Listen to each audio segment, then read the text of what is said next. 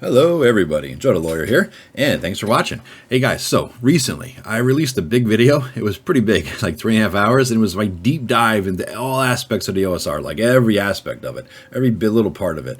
And it's gotten a great reception, but I realized that, 3.5 hours is pretty big for most people to sit there, even though it's broken up into chapters. So I had an idea, maybe I'll just put this out in pieces. That each main part has a separate piece, and that way people can sort of digest it at their own pace. I don't have to worry about listening to a big long video, essentially. And by listen, I mean because I just talk and show these cool black and white art pictures from old school D&D, so I don't have to watch or anything.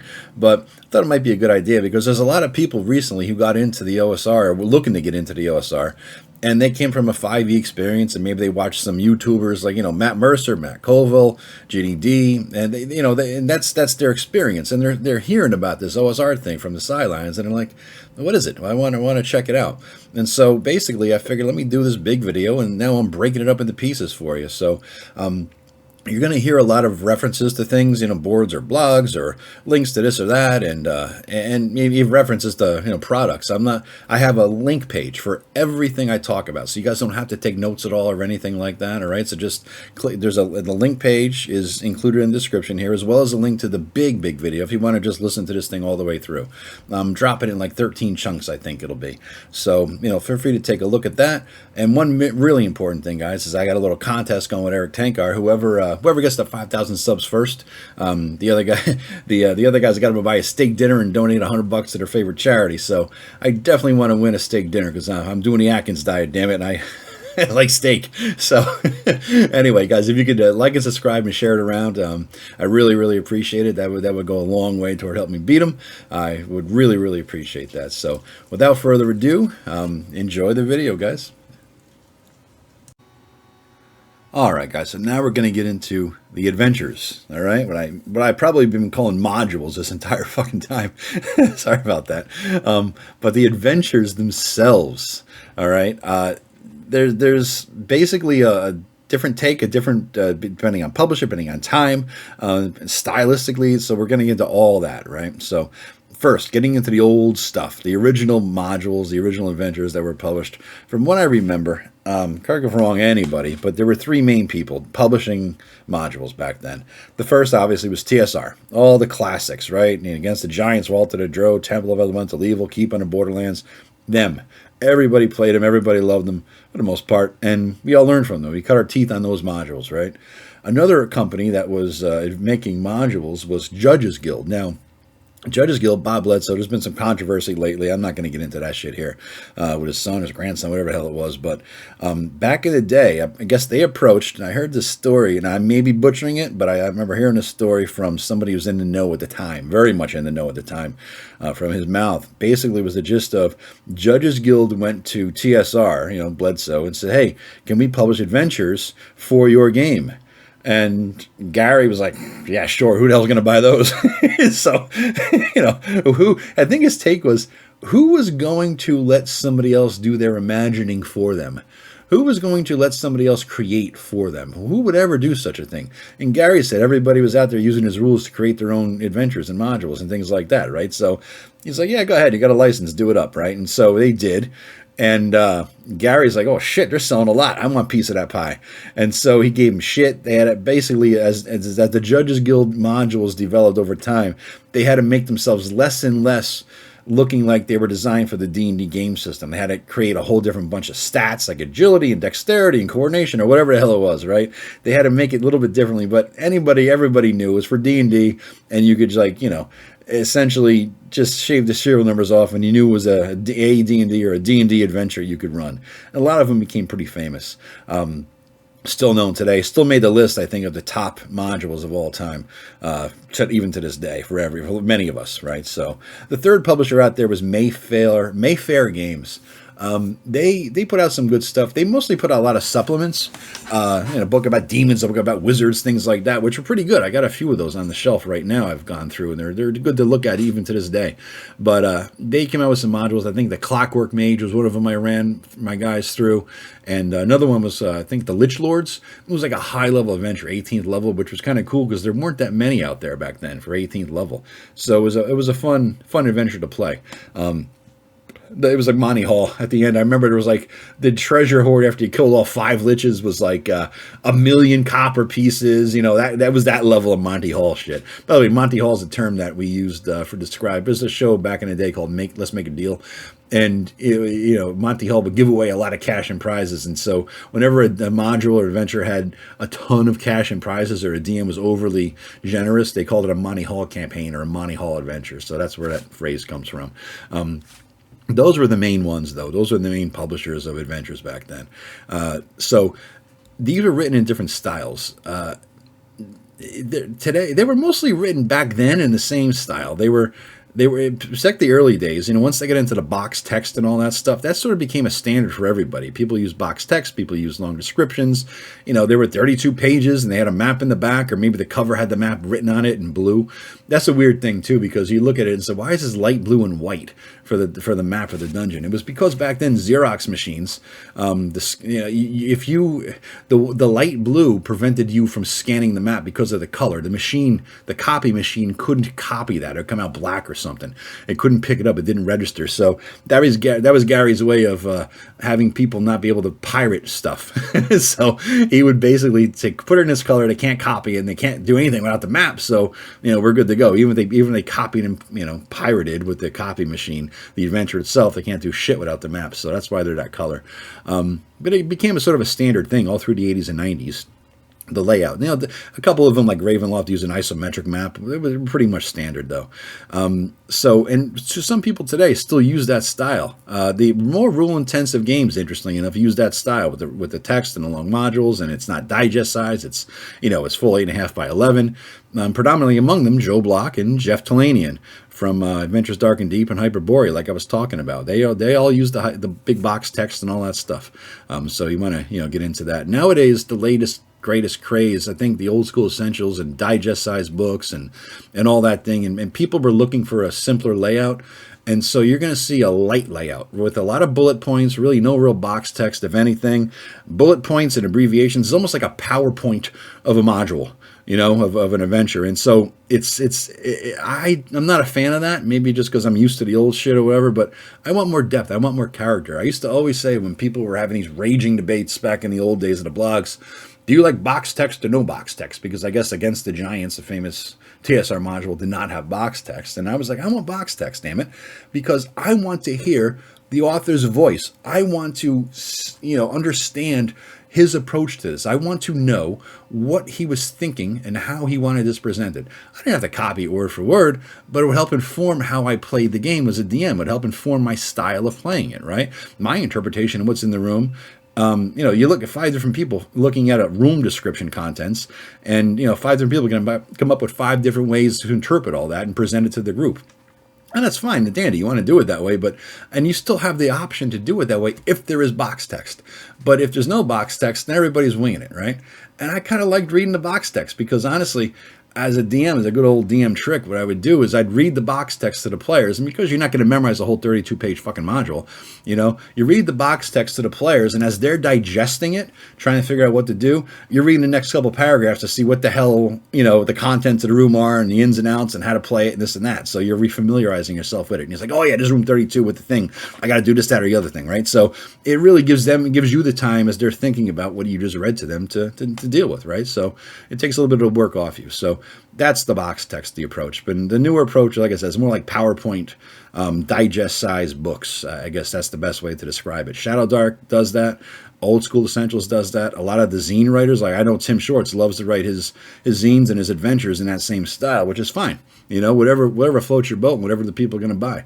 But there's a market for both. I mean, I think that somewhere along the line, there's going to be somebody who merges both styles into one, and you know, one style to rule them all, sort of thing.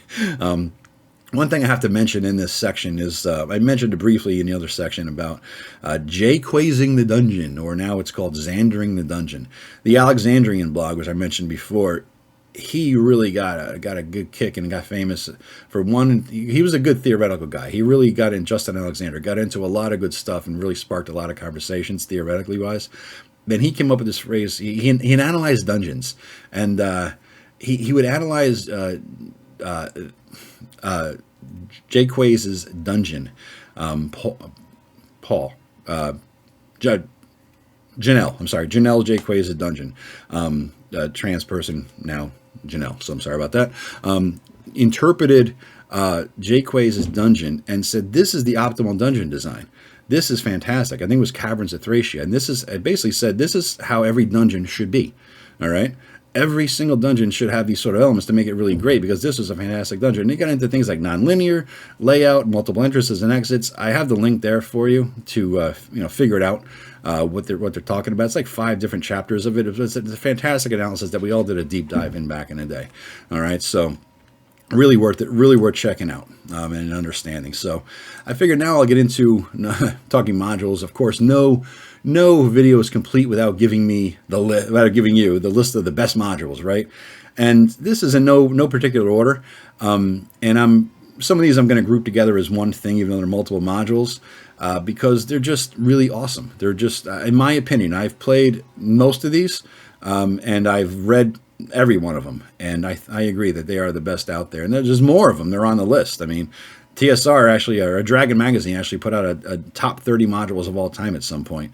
And I have a link to that as well. You can take a look and see. But number one has got to be Keep on the Borderlands. Not because it's the number one, just because it was the first really, really good module that, like I said, millions of people played. Millions and millions of people played this thing. And it was the intro module to the Red Box, the BX Red Box, the basic set. So you can get into this thing, you can understand, you could play it, and there was DM advice at the beginning, and everybody cut their teeth up there, killing orcs and goblins in those caves up there, in the Caves of Chaos. And so, to me, that's got to make everybody's list. All right.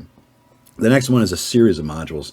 Gygax came up with a bunch of different modules: the Drow series, the Giant series, the Slave Lord series. Ironic, because like I said before, we don't mention slavery, but here we got slave lords, right? So yeah, but then he really capped it off, I think, with the lower level module called the Temple of Elemental Evil.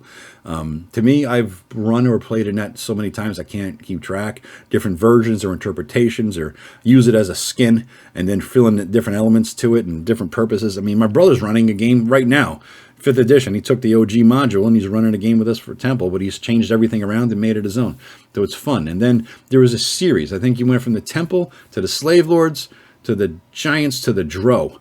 And it all culminated in a high-level fight with Loth herself, I think. So got to do that. And here's the link. I linked you to the Wizards of the Coast page on Drive-Thru to check that out. The next one, next two really, both by Janelle J. Quay's, Dark Tower and Caverns of Thracia. You can definitely get Dark Tower out there right now from Goodman Games. By the way, Goodman Games, your goddamn website sucks ass, guys. It's terrible. I can't find shit.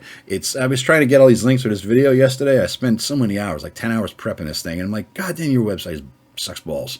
But anyway, there's a link there for Dark Tower, all right? Now, Caverns of Thracia, you can get the older edition various places, but they just finished their Kickstarter. Now, Goodman Games are doing something kind of cool. I'll get into a little bit more later. They are Old Adventures Reincarnate or something like that is their series, OAR, something like that. But they come out with all these old adventures, and they're putting putting it out there for 5th edition, as well as publishing the original editions of them, all of them.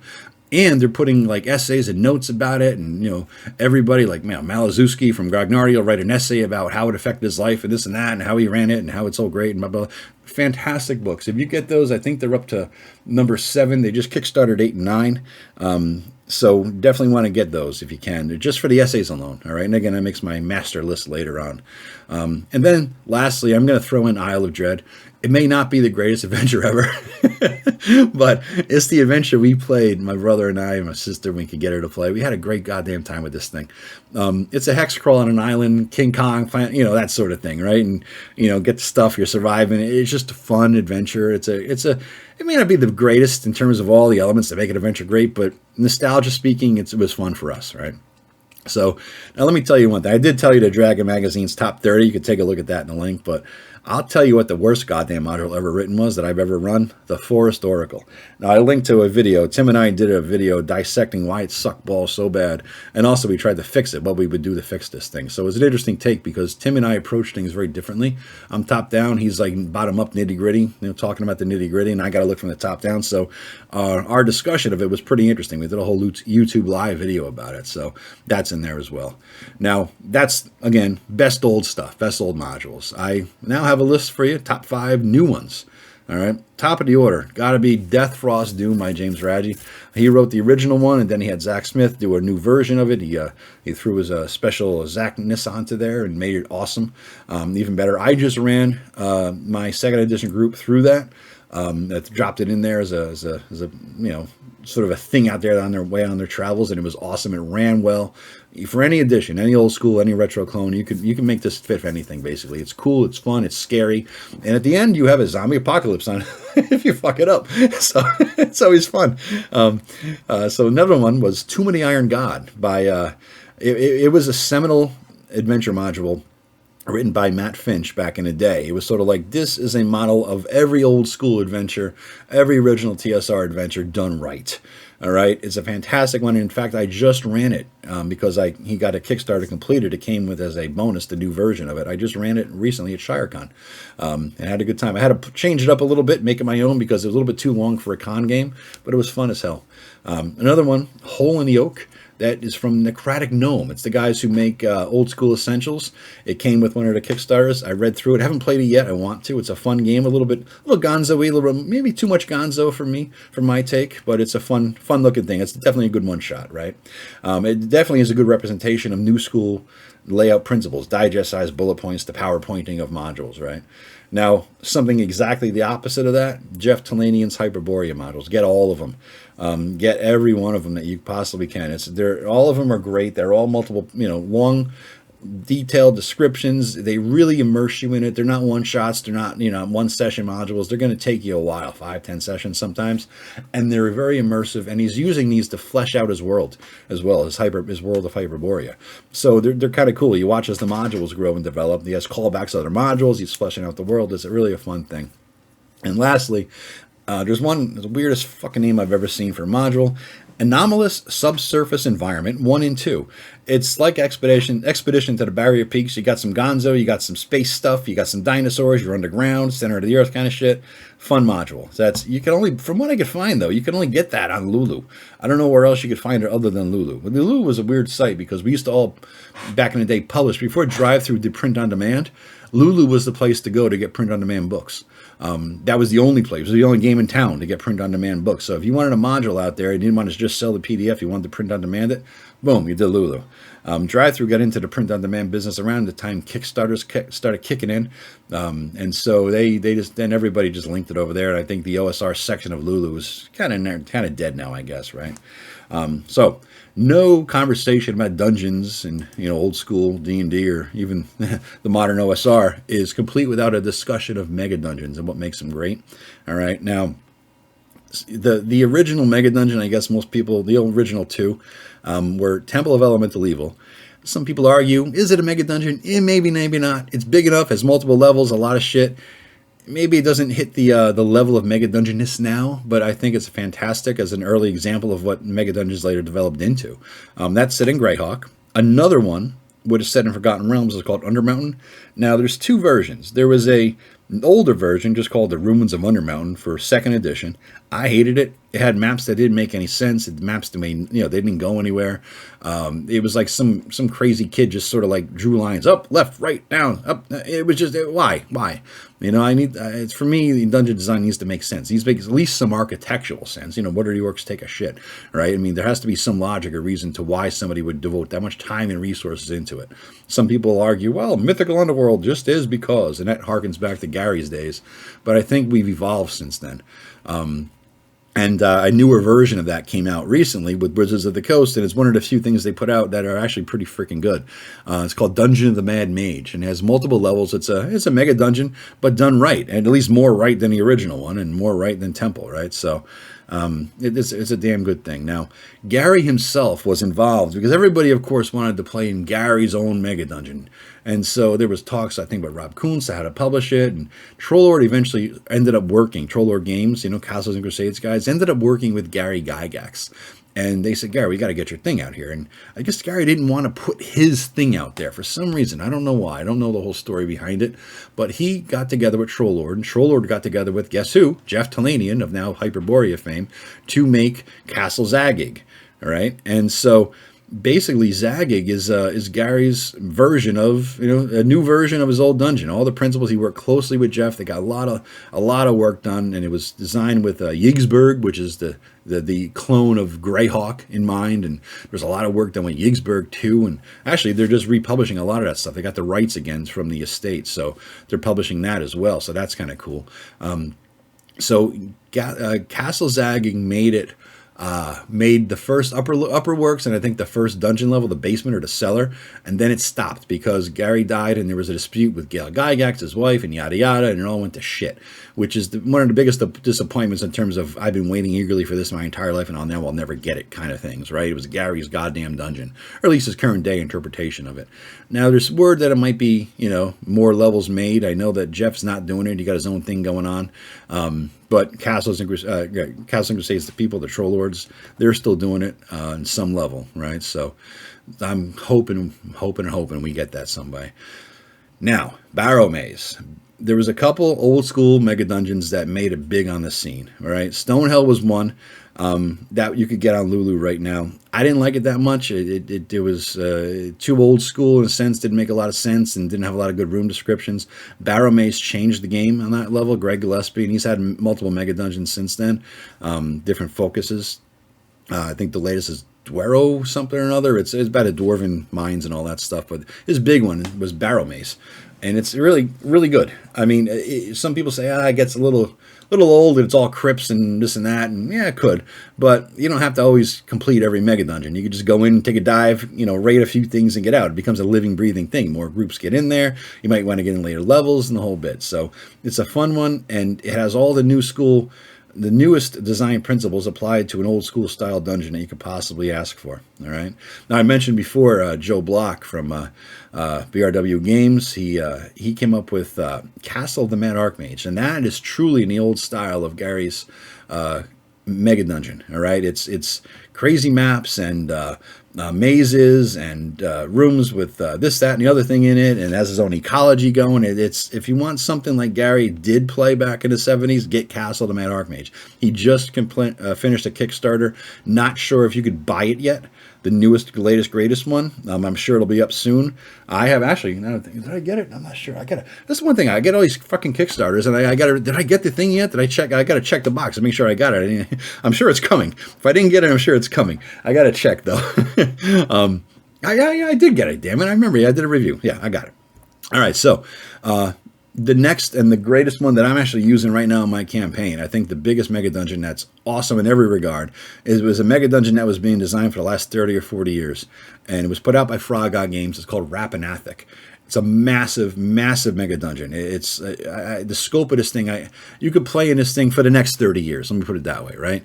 The link in here is to get the book itself. It's the biggest, latest, greatest version of it. And then there's another. I don't have the link there, but you could just hit the website. There's a package of maps you could get, one for the players on one side and the DM on the other, and you get the PDF version. So if you want to drop that right into like Roll20 or some other or VTT, you can. All right, so you got to get, make sure if you're getting Rappan Athuk, fantastic. I love it. For me, it's the best one of all these, other than Zagig, which, damn it, didn't fulfill its own potential. But the other than Zagig, I think Rappan Athuk is great. Now, one little thing about Zagig and Castle of the Mad Archmage is that Joe Block, coincidentally, every layer of the first level connects to, if you want to run Zagig, right? So there's a stairwell going from room X of the cellar of Zagig that goes down, and that maps absolutely, coincidentally, correctly with Castle of the Mad Archmage. So if you want to start with Zagig and then drop right into Castle of the Mad Archmage, you could absolutely do that without a problem. So it's a fun time. All right, guys? So that is my spiel about all the adventures and modules out there, right? So the next thing we're going to talk about coming up soon is all the settings, all the old school settings. All right, and also some of the new ones. All right, so we'll talk about that.